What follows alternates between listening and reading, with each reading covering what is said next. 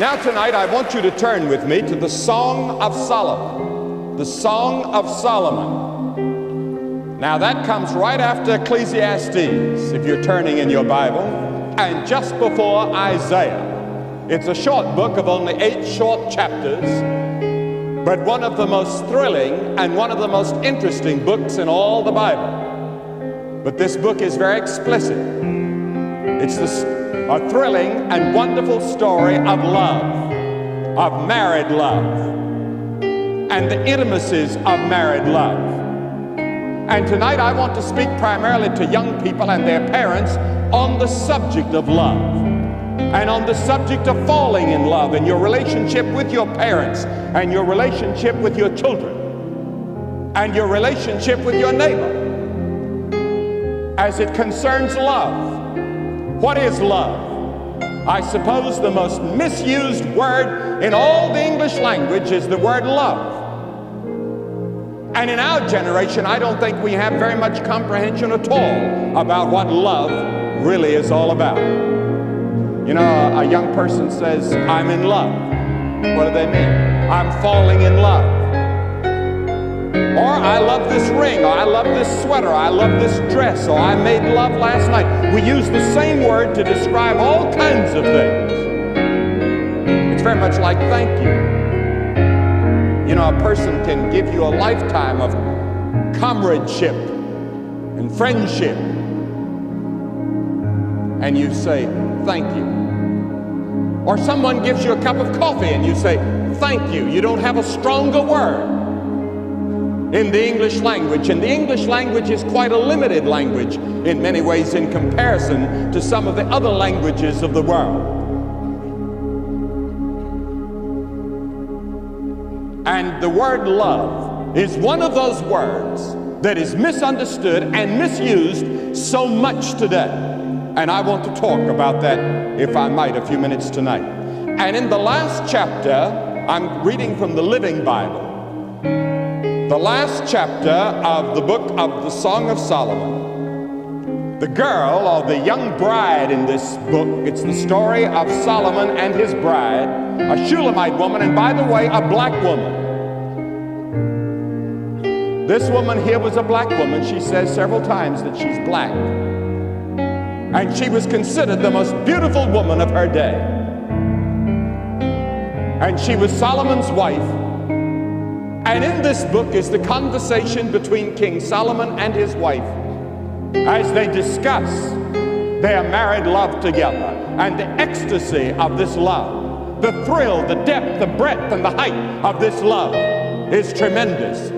And we believe as Christians that it's a metaphor, or it's a parable, or it's a story of the love that Christ has for the church. And the Hebrews, the Jews, believe that it's the story of God's love affair with Israel. And there are differences of opinion among theologians about it. But certainly both could be true. It's the story of God's love affair with the human race. The story of God's love for those who love Him, whether they're Jew or whether they're Christian, or whoever they may be. And it goes into the very depths of love, and it tells us how much God loves us and how much we are to love Him. And in this passage, the bride is speaking, and she says, love is strong as death, and jealousy is as cruel as hell. It flashes fire, the very flame of God. Many waters cannot quench the flame of this love, neither can the floods drown it. If a man tried to buy it with everything he owned, he couldn't do it. Here was a love that money cannot buy. Here's a love that sorrows and problems and difficulties and temptations cannot destroy. Here's a love that the trials that come in every marriage could not destroy, and money couldn't buy. That's the kind of love that Solomon and his bride had for each other. Do you love that way? But you know, the whole Bible is a love story. It's God's love affair with the human race.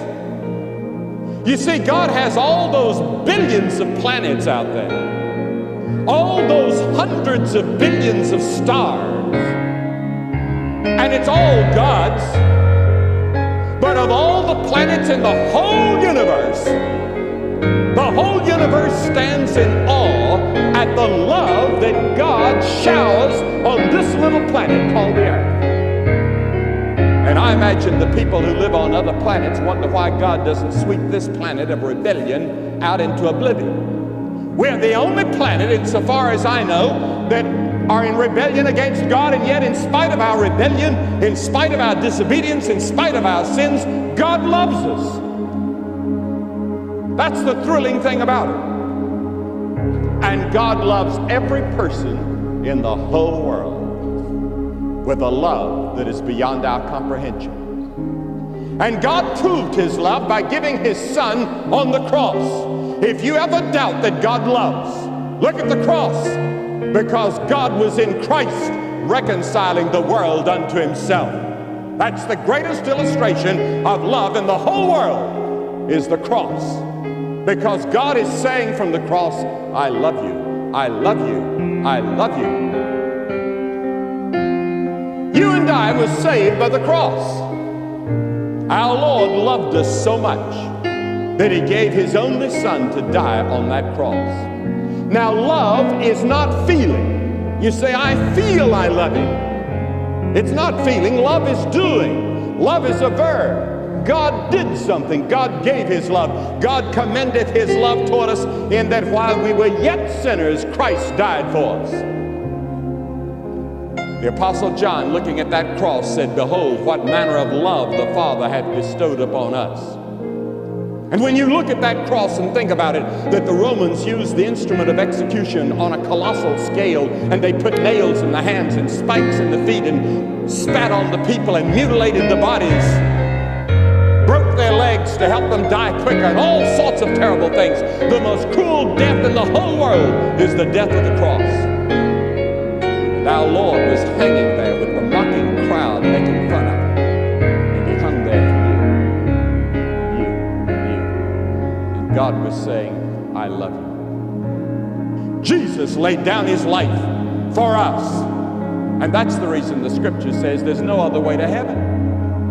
You can't be saved any other way. You cannot find life with a capital L any other way. You cannot gain entrance to the kingdom of heaven without coming to the cross, because if God could have found another way, he would have found it. Now, the Greeks had 4 words for love that describe different kinds of love. We have 1 word, they had 4. One was a word called storge, which carries with it the idea of affection. And I'm going to limit that. It covers many areas, but I'm going to limit it tonight to just family love, because storge involves the family. And I want to ask you young people tonight, what is your relationship to your parents? Is there communication between you and your parents? Now, the Bible teaches that young people and children and young adults in the home are to obey the parents in the Lord.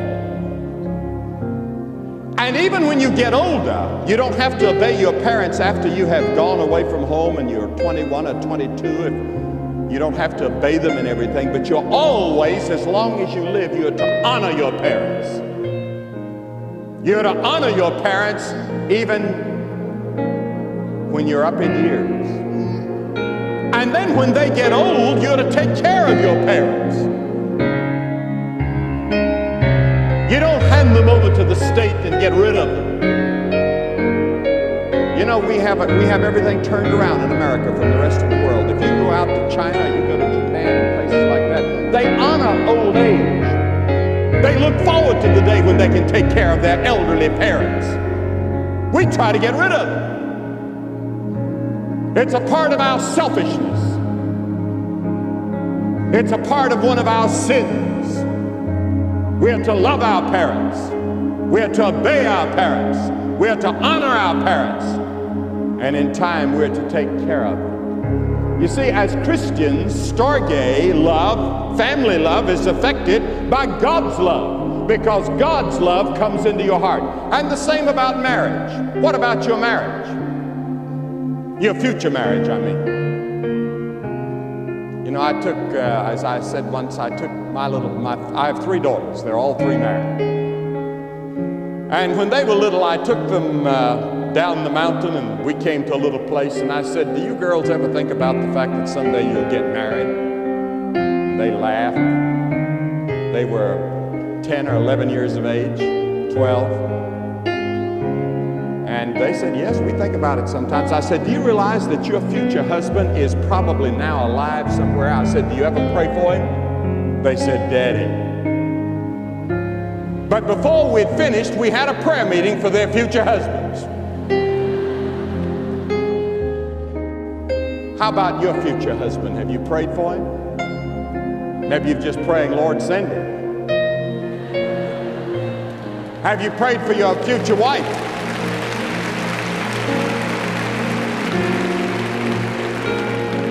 You heard about the girl that went to the palm reader to see if she could find any answer to a problem about not getting a husband, and he said, you'll be proposed to 3 times this next year. And she said, no, I won't. I'm going to accept the first one.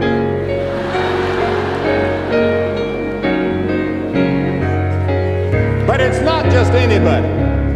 And it's not just the first one, because you see, marriage is a lifelong commitment, and that's why it's so important not to be impulsive about it. Be sure that you wait on God's choice. How many young people today are rushing madly into marriage and just as madly out?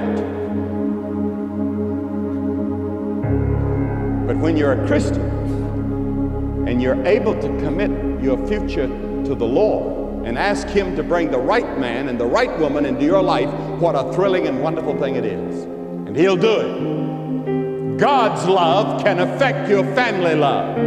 And then secondly, the Greeks had another word, the word eros. And the word eros refers to sensual or sexual love.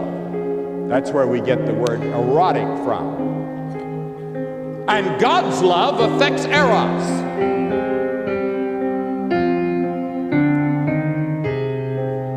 Do you have courage to listen to what the Bible says about eros? Do you want to hear it? The standards set forth in this Bible are not the same as the standards we now have in America. They're different standards. And you've got to decide which one you're going to accept. And I'm not going to water it down. I'm going to tell it to you like the Bible tells it. The Bible says that immorality is sin. But the Bible also indicates that sex is not a sin. It's the wrong use of sex that's sin. Many ancient and many modern writers have held the idea that the body is evil. George Bernard Shaw once wrote about the tyranny of the flesh. Plato thought that the body was evil. But the body is not evil. The Bible teaches that your body is sacred. The Bible teaches that for the Christian, that it's the temple of the Holy Spirit. And that includes your sex as well as every other part of your life.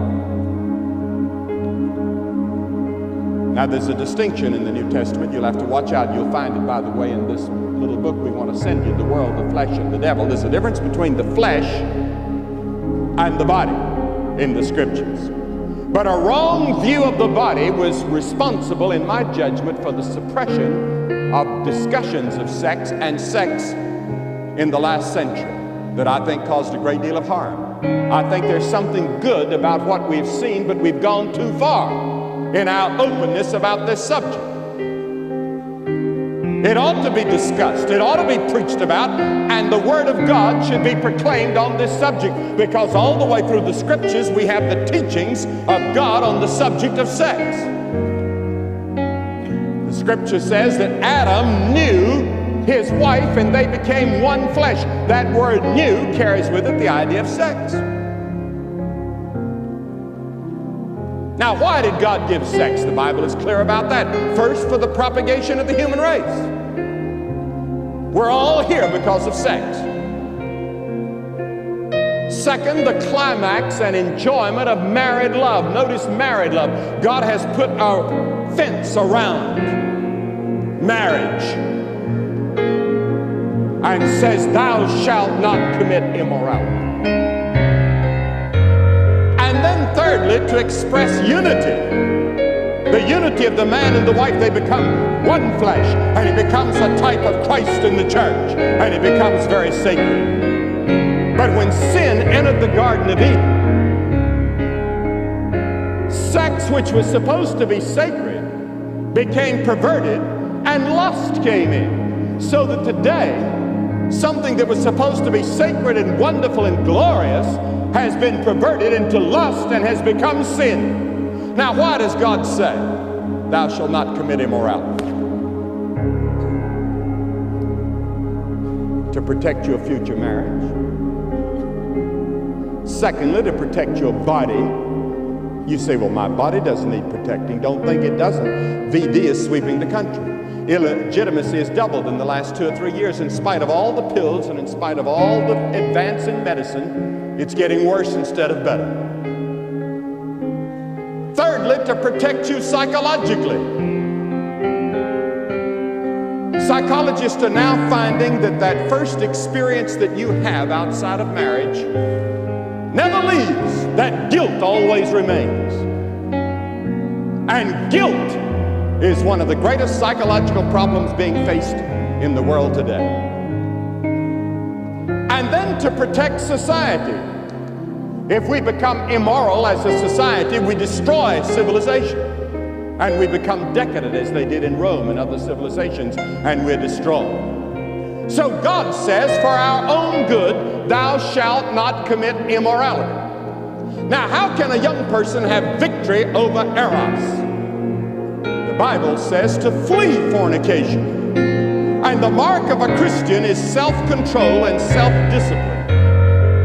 No way to overcome this tremendous temptation except in Jesus Christ. Paul wrote to young Timothy and said, keep thyself pure. You cannot live pure in 1973 or 1974 apart from Jesus Christ. He can give you the strength and the power and the victory to live a pure life. He will help you to flee fornication. And then there's a third word the Greeks had, phileo. That carries with it the idea of very strong friendship. We get our word philanthropy from it. We get our word philharmonic, the love of music, or Philadelphia, the love of the city of brotherly love. And it's the word that Peter used when Jesus asked him if he loved him. And he said, you know that I love you, Lord. He used this word. But Jesus wanted another word. He wanted a deeper word. You have friends.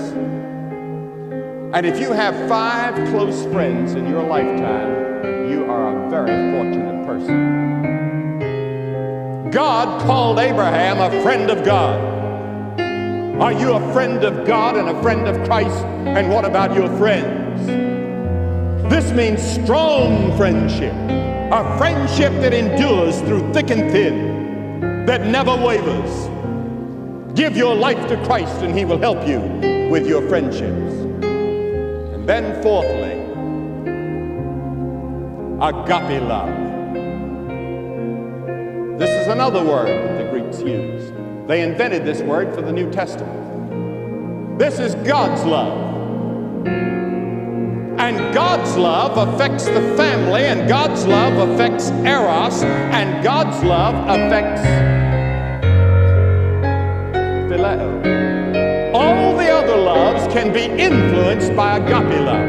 Agape love is a supernatural love, a love that we know nothing about apart from God. It's God's love. It's so deep and so wide and so high and so great and has such dimensions to it that no words in any language can describe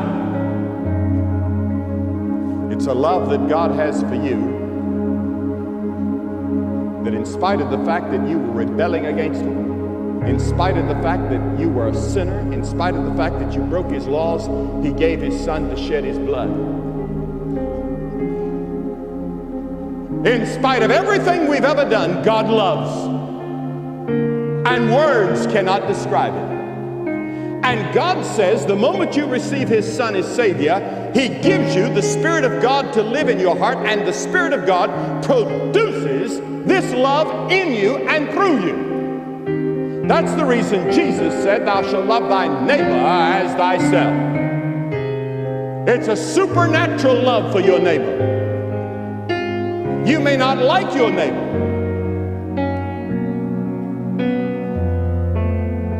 but you can love your neighbor. Who is your neighbor? They used to interpret that in the olden days, literally the person that lived next door, and that's all. But Jesus told the parable of the Good Samaritan. He told about the priest and the Levi that passed by when this man had been robbed and beaten.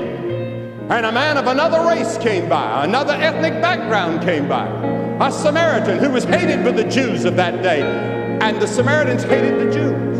And Jesus deliberately told the story about how the Good Samaritan helped this man that had been beaten and robbed. We can't do that in the world in which we live without God's love. But God will enable you to love beyond your capacity to love. He will help you to love your wife. He will help you to love your husband. He will help you to love your children. He will help your children to love parents. With agape love dominating, by this shall all men know that ye are my disciples, in that ye have agape, God's love for each other. This is what helps drive us into evangelism. The love of the souls of men. A man was on his way to the gallows in England a number of years ago. And as he was on the way to the gallows, a clergyman was beside him telling him about Jesus Christ and what Christ could do for him and how he needed to repent of sins because the judgment of hell lay ahead. And he turned to the clergyman and he said, Reverend, if I believed what you're telling me, I would be willing to crawl across England on broken glass to tell people that. Do you love the souls of men enough that you would be willing to go next door to your neighbor and up and down the streets to tell them about Jesus Christ? God's love in our hearts, produced by the Holy Spirit, supernaturally produced. No, I cannot love everybody, but God can give me the capacity to love everybody. And maybe your wife is irritable. Maybe you are irritable. God can take you and change you and transform that relationship until you can fall in love all over again. God can take you young people here tonight and forgive your past sins, every one of them. Think of every sin forgiven, and make your heart just as clean as it was the day you were born. And resensitize your conscience, which is in danger of becoming hardened, and give you a new tenderness, and give you the real meaning of love. Then when the time comes to find the right person, it'll be the right kind of love. It won't be this impulsive, superficial affection that is sometimes mixed in with lust, that is not real and genuine love. Let Jesus Christ come into your heart. Let him forgive your past sins. Let him change your life. And say, from this moment on, I want him to be in control of my life. I want him to sit in the cockpit of my life and run it and direct it. I turn my life over to him tonight. I'm going to ask you to get up out of your seat right now, hundreds of you. Come and stand in front of the platform and say, by coming, I want Jesus Christ to forgive my sin. I want to know I'm going to heaven. I want him to take over my life and be the director of my life.